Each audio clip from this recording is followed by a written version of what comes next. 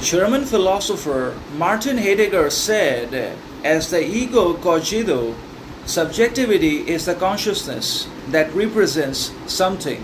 relates this representation back to itself, and so gathers with itself, meaning subjectivity actually has always had its own unique distinction, standing, significance, worth, importance, and meaning, not only in the world but also in all men's lives, in the determination of their characters, attitudes, mentalities,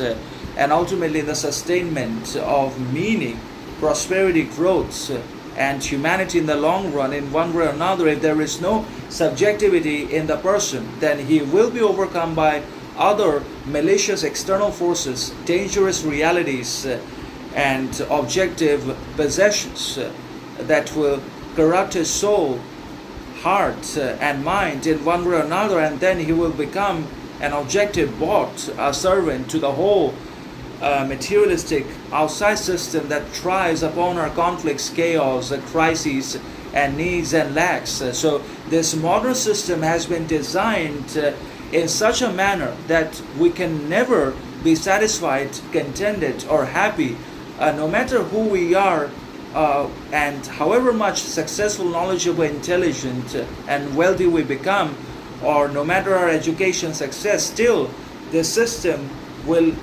create chaos, conflicts that will affect our internal world and mental harmony and emotional resilience and equilibrium. It will create chaos, conflicts, crises, lacks, and needs that are unnecessary, obviously, but obviously we will believe that we lack a lot of things in ourselves, emotionally, mentally, psychologically, and also in terms of our possessions, wealth. So we basically have to work harder with more discipline, effort, dedication, and subjugation and agreement than ever before. So that's how subjectivity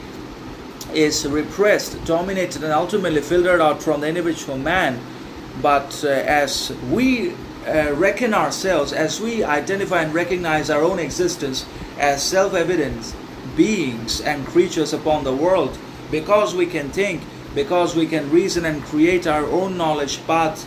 and character, and intelligence and sovereignty. So subjectivity plays a key, fundamental, and imperative role in that processing. And subjectivity is that consciousness that represents at least something,